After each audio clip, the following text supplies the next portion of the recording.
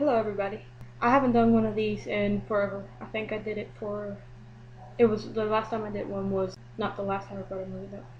The sixth one. So I went and saw Pirates of the Caribbean 4 on Stranger Tides.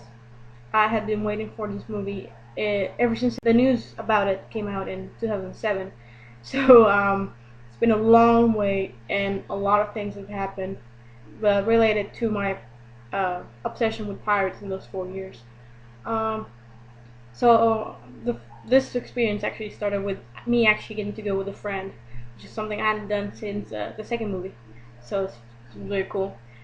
Uh, we went to the midnight premiere, and I dressed up. She didn't, but there's actually some pictures of me dressed up as pirate. It's my work in progress Jack Sparrow costume. It's getting there, but yeah, I need a jacket basically, and it's not entirely accurate, but it's good enough. We went to the midnight premiere version. We saw it in 3D first, and then I went with my mom the day after and watched it in 2D. I guess the first thing I should talk about is 3D versus 2D. I thought 3D was better actually. Some of the scenes, like that one from the trailer when Blackbeard is pointing the sword at the screen and stuff like that. Some of the views they look cooler on 3D than the 2D version. So, and I'm usually the kind of person who likes 3D if it's well done. So, other important things. I was surprised. I liked Penelope Cruz's character.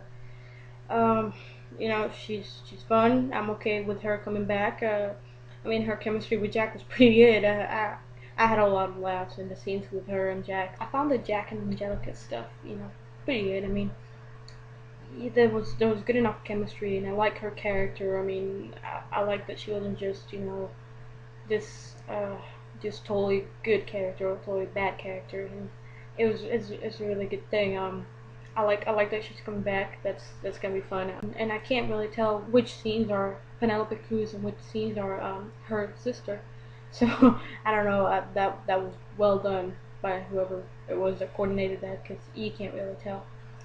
Um, Another one of these things. Well, Ian McShane, if I'm pronouncing that right, he is awesome as Blackbeard.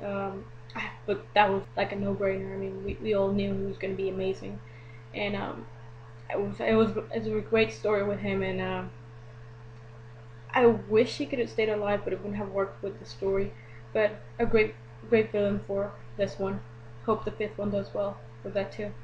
Other things that I liked, I liked the Philippe and Serena part. Well, I like their story. They're nowhere near as good as Will and Elizabeth, but they were really entertaining. And it's this great thing about the Pirates world where it's kind of hard to tell who is good or who is bad till the very last moment when they make their choice. So Serena kind of had that going for her. You could sort of say she was good, but she could have done different things and changed the course of the movie. Um, so I thought that was a good storyline. I don't think they're coming back, and I don't really care if they're coming back or not. It's good, but nowhere near as entertaining as Will and Elizabeth used to be. And that brings me to my next point. One of the things I absolutely didn't like about this movie was that there was not enough characters from the other three. I understand that Will and Elizabeth were not going to be there, and of course Governor Swan was not going to be there, and Norrington was not going to be there. But why were Pintel, Rigetti, and Cutton and Marty not there? Yeah, I know they did the whole Pearl is taken and whatever, but it it took away from the movie. Okay, there needed to be more characters from the other three. I know they kind of want to distance themselves from the other three, but it just took away from me. I just didn't feel it didn't quite feel the same. Another thing, I didn't. The new director, he's okay. He didn't really impress me any. No, I kind of miss Verbinski. Oh well. I hope either for the next one get a different director, or if this director does something impressive. One of the things that I absolutely loved were the cameos. I have to say who had the best cameo, it would definitely be Judi Dench, because that was hilarious, absolutely amazing, one of my favorite parts of the movie, and it should have lasted longer. Oh, it was so good. Second best, of course, Keith Richards. That I would hope he would get like invited for the next movie and have maybe a little bit more to do. I mean, Keith Richards does really such a good job with his Captain Teague. I mean, he has to have some more a little bit. I mean, it was great seeing in the movie, but it would be great to see more. I think my absolute favorite scene is when Barbossa gets his new ship. I mean, because the whole movie I was kind of mad at Barbossa losing that leg. I mean, I thought that was not cool. And then we get to the point when he gets that ship, and it's like it doesn't matter he lost that leg. He got what he wanted, and it's like so cool when he moves the ship. It's like an awesome Barbossa moment, and I'm a big Barbossa fan. I can never decide if I like Barbossa better or Jack Sparrow better, but absolutely amazing. I mean, that moment right there was just like wow, really great, really fun. I hope Barbossa and his shenanigans surprise us again next movie, and I hope he still has a ship by the time we get to the next movie, because him and Jack are just competing which one loses the ship faster. Now Jack, my beloved Jack Sparrow, as always, super amazing and fun, and with the stealing the chalices from the Spaniards, just a lot of fun. The Judi Dench scene. Just amazing stuff going up with Captain Jack. The part where he screamed that they always showed that in the trailer, but the way that they used it in the movie is just so much better. It's an amazing scene. And absolute favorite part of the Jackness, I think it's the one where he escapes from the Spaniards by climbing up the palm tree. That was so great, and such a awesome Jack moment right there. That was probably an iconic right there. Jack is still Jack, and he will always find a way to make some awesome escapes.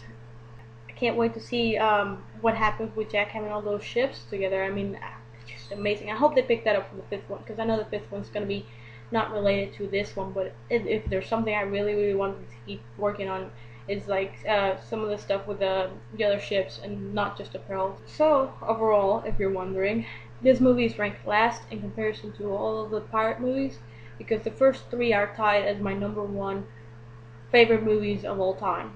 The three, I can't pick between the three of them. And then this one will probably get number two of all time, because of mainly because of the characters that we were missing. I mean, the new characters were great, but I was missing my old characters. It was not the same with what my friend calls the four idiots. Raggedy, Pintel, and the two from the Navy that now became pirates. So my hopes for the fifth one are more characters from the old ones, and just more Jack and Barbossa craziness, which is almost for sure going to happen. And if you didn't stay for the final scene, go watch the final scene, the one after the credits. It's just so funny. A great scene right there. I think you should probably go watch it again, because there's always something you're gonna miss. I mean, between the first viewing and the second viewing, I missed so much. So I recommend watching it at least twice, and so you can get the new nuances and lovely little things that maybe Jack Sparrow stuff, or some little lines that get thrown out there that you might not catch the first time around. Well, thanks for watching. See you guys again for the Harry Potter movie, because the last one, and I think it really needs to be talked about.